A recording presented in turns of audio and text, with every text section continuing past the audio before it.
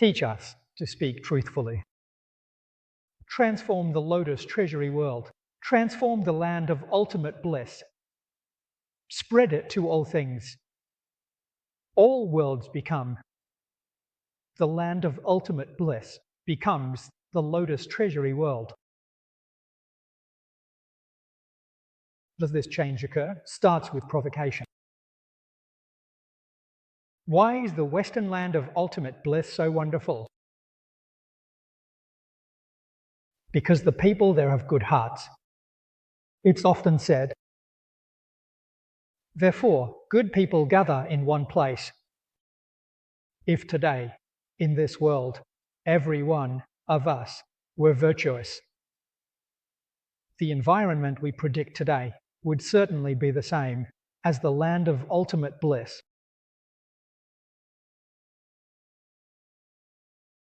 Isn't that the principle?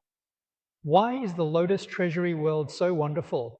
Because of the people in the Lotus Treasury world. Every single person has cut off delusions and afflictions. The deep-rooted afflictions are severed. Ignorance is also broken, so that world is wonderful.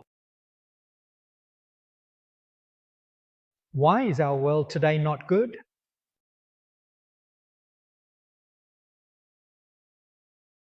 All sentient beings, their thoughts and views, the actions they take are completely contrary to the natural laws. What they think in their hearts, if it goes against the laws, it's called wrong knowledge and wrong views. What they set and do is contrary to these laws. They create real karma.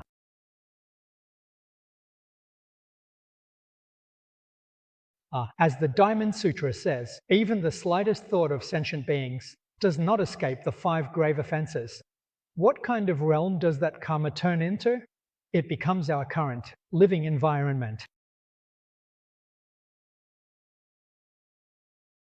Especially over the past year, natural and human-made disasters. They are everywhere. Some students have asked me if it can be avoided. I tell everyone there's no cure. If you want to emigrate, if you're looking for a place in the world that's free from disasters, I tell you, there isn't one. If you want to travel around the world and visit each region, the place where people are free from greed, anger, and ignorance is a Buddha land. You go and have a look. Try to find a place where people truly don't have these. Where are the people who don't create karma? If you can find such a place, that's it. Now we know that on Earth you can't find it. The Western Pure Land has it. People who chant Buddha's name and those who understand the teachings know when disaster comes. Are they afraid? No, they are not. Can disasters be avoided when they come? They definitely can be avoided. Avoiding doesn't mean that our life won't encounter difficulties. Whether life encounters difficulties or not, it doesn't matter. Living in this world, we can't stay forever. There is birth, aging, sickness, and death. Where can one stay forever? This is something we need to fully awaken to. Handling disasters? It's ordinary, isn't it? Not surprising at all, is it? The causes and effects, the whole story, is clear and understandable. What is there to panic about? So even when great disasters come in this situation, no fear, panic. The mind is calm. The mind is pure.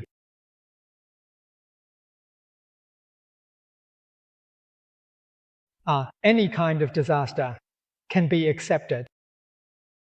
No problem at all. The body may be worn out in the disaster. Your spirit. In Buddhism, it's referred to as consciousness, while in worldly terms, it's called the soul. It goes to find another body. That does die. A body, it is born and perishes, but within this cycle of birth and death, there is an I that does not perish. I do not perish. This body of mine is born and perishes. Birth is not me. If we understand, consciousness and soul are me, but the spirit is not me. You elevate yourself to a much higher realm. What is birth? Birth is all that belongs to me. It's like the clothes we wear, they belong to me. When the clothes are worn out or torn, you discard them and get a new set. Birth is the same. When it wears out, you discard it and get a new body.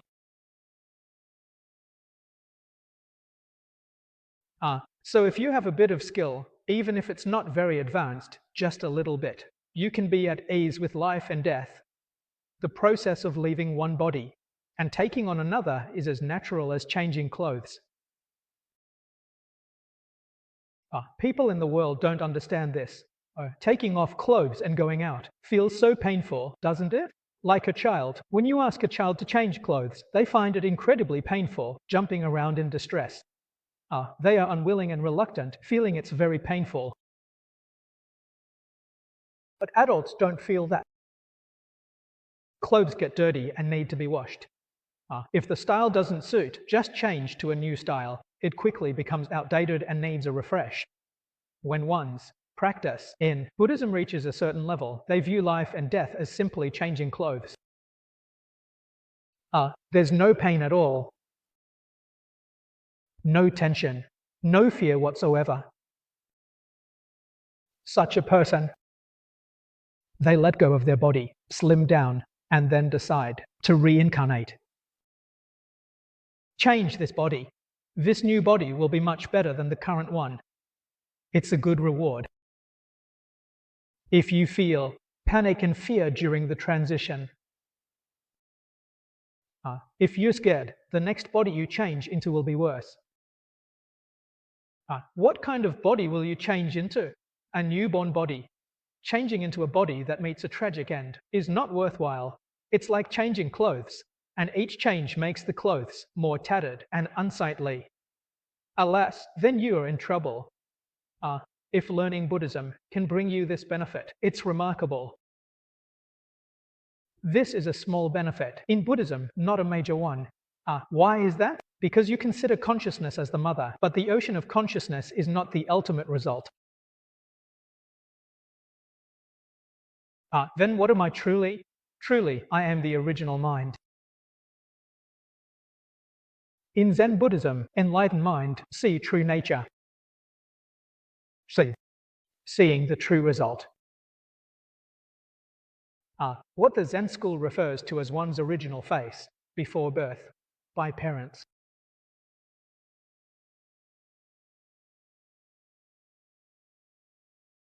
We affirm consciousness, as I tell you all. Not recognizing this worldly identity I am, you can escape the cycle of 6 realms reincarnation. In the 6th realm, without leaving the 6 realms, you can definitely enjoy heavenly blessings. You are sent to heaven. Then higher yours. Surpassing the 6 realms, you can ascend to the Dharma realms of the Ravakas, Pratyekabuddhas, and Bodhisattvas. Within the 10 Dharma realms, the 4 holy realms. This is the space you live in. This is your destination. In the 6th realm, there are too many scholars. If you realize that consciousness is not suffering, It's false, not real. Self-confidence is truly made. Then your merits are complete and you transcend the 10 Dharma realms. Where do you go?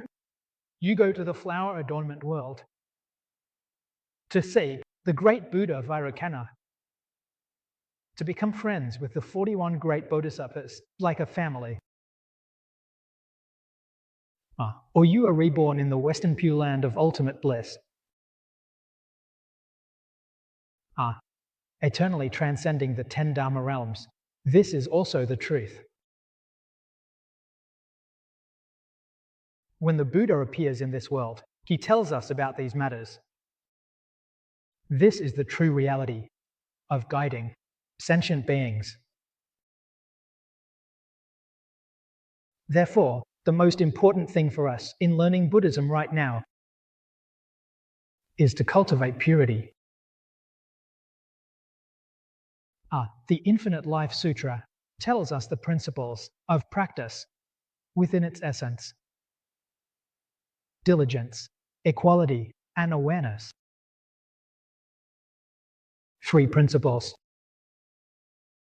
In all times and places, towards people, matters, and things. What purity do we cultivate? To all.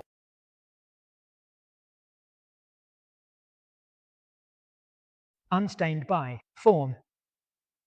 If towards some people the word remains agreeable, if thoughts of desire arise, if not agreeable, even a slight thought leads to resentment, scrutinize and measure. Your mind is polluted. Pure.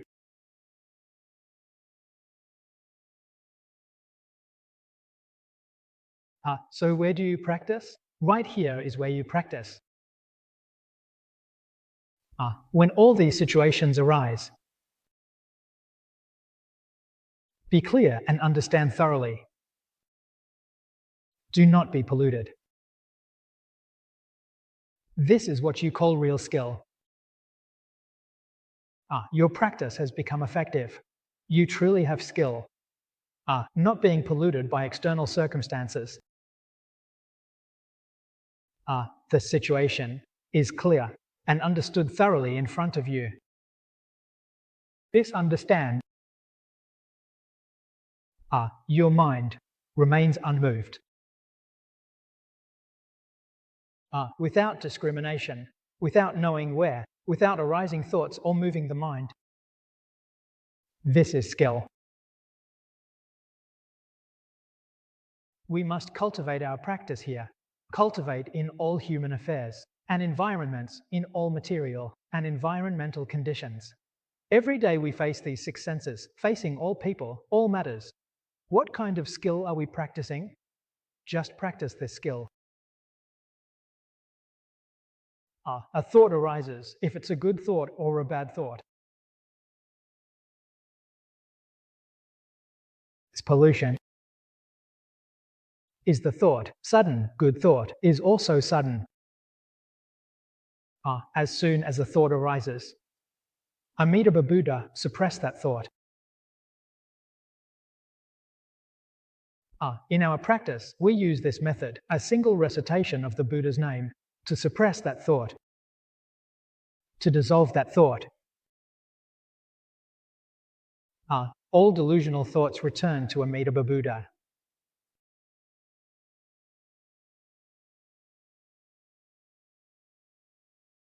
What is Amitabha Buddha? Amitabha Buddha is our true nature. The virtue, yes, indeed, Amitabha Buddha is our true nature. The name of your true nature is Amitabha Buddha. This is a Sanskrit phrase, translated into Chinese meaning, infinite. Everything returns to the infinite. The guide of the Western Pure Land of ultimate bliss. The name is Amitabha. So the Buddha often says in the sutras, Amitabha of self-nature, pure land of the mind only. This is speaking from the aspect of the mind, speaking from the aspect of reality.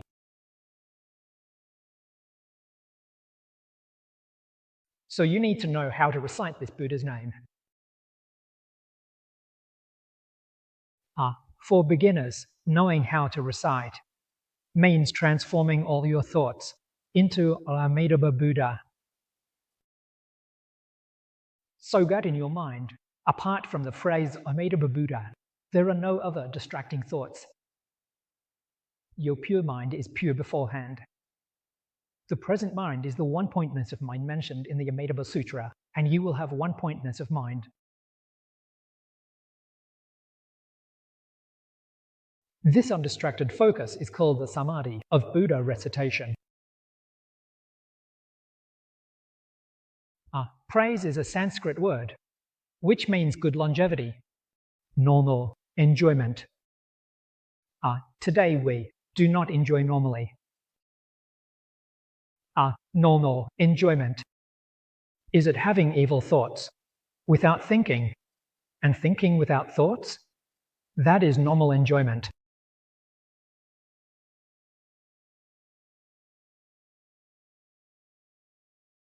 So, the Buddha's teaching to sentient beings, the aim,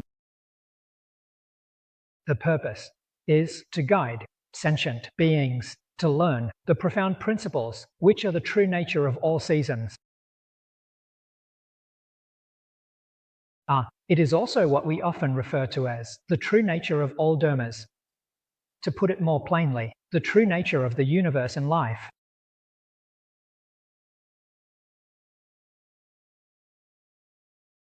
The Buddha explains this matter to us. This matter. Once you get it,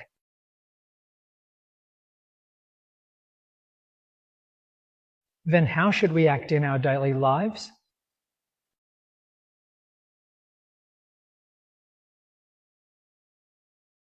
Is it enough to just rise above this state?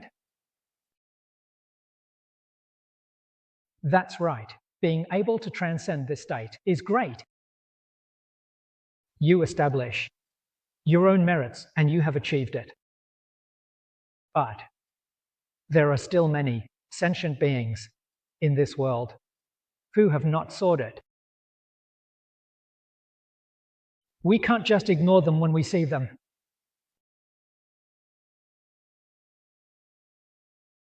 Avoiding this reality yourself is wrong. In Buddhism, it talks about the self-enlightened, Buddha.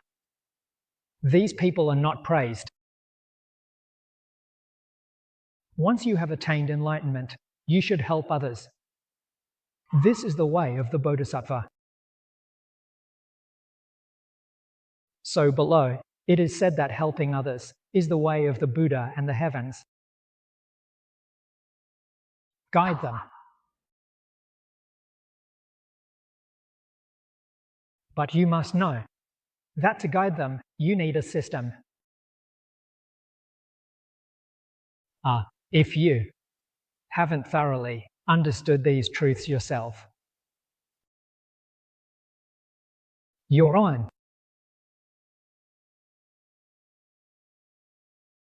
If you haven't eliminated your own evil tendencies and vexations, how can you help others?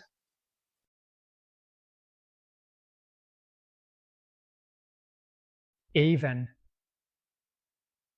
we have indeed seen this in reality. Attack, perform rituals under guise of Buddhism.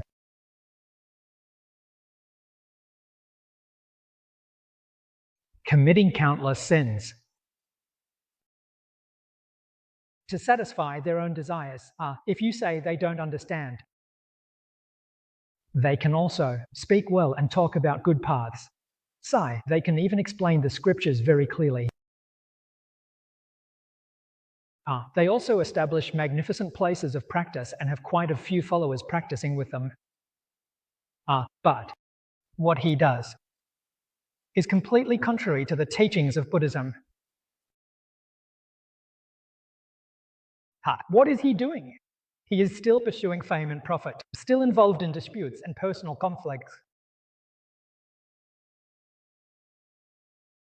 Still constantly thinking about it. Gain and loss. He places great importance on gain and loss. Why has this problem arisen? He hasn't achieved the first two lines. He hasn't done it. That's why. Merit has turned into blessings, and even merit and blessings have turned into faults. Urging everyone to restore, to adapt, and then restore. Everyone contributes, and he puts it all in his pocket to satisfy himself. He creates countless sins for himself.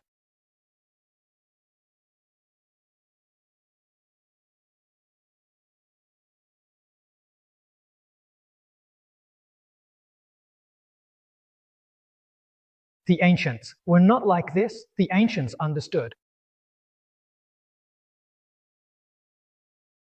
Setting a dignified place of practice. It's not for enjoyment.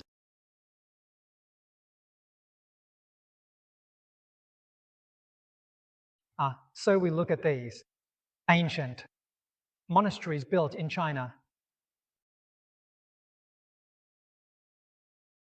Pay close attention to observe carefully. Abbot, manager, the living quarters. They reside in their environment.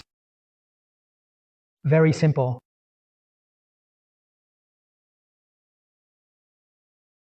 From this, we can see that the public offerings were meant to cultivate blessings, not for personal gain.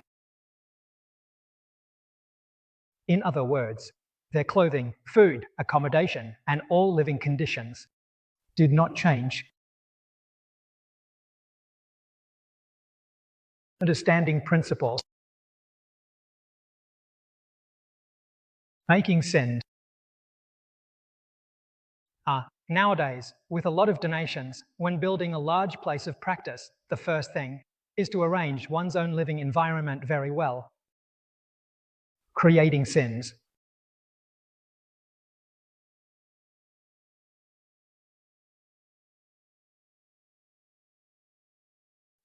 Establishing a place of practice is a public space, a halfway place. Not personal benefit.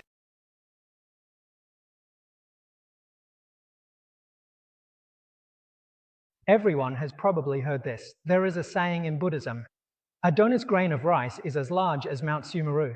If you don't achieve enlightenment in this life, you'll be reborn with fur and horns. This saying is true, not false. How much blessing do you have to enjoy? How can the offerings from all beings in the 10 directions be so great? Only Buddhas and great bodhisattvas have such blessings.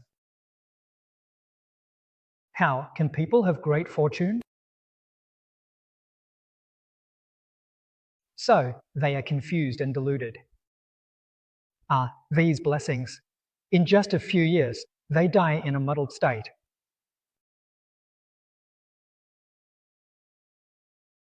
Where do they go after death? No need to elaborate.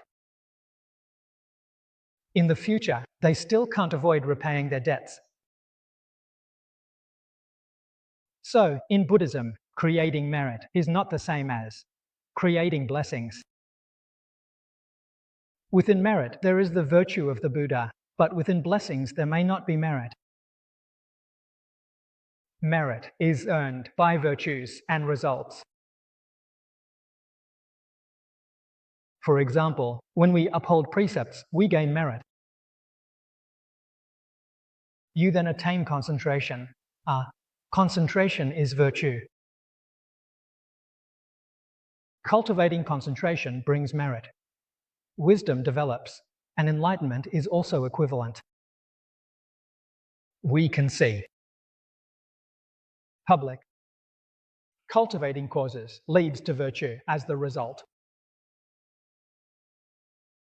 It's a certain principle that cultivating causes leads to results. We need to eliminate selfishness. Eagerly accumulate virtue.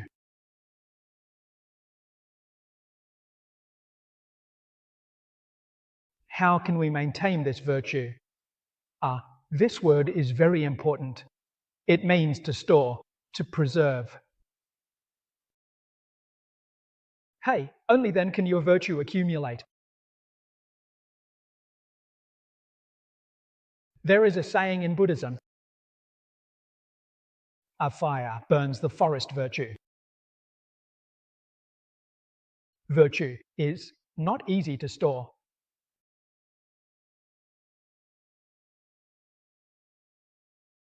Why is that? A single fire can burn it all away. What kind of fire? Losing your temper. Once you lose your temper, all your virtue is gone. So you need to know how much virtue you've accumulated in this life. Think about it. Since when have you not lost your temper? If you lost your temper this morning, your virtue only lasted a few hours. All the virtue you've accumulated in this life is burned away, gone.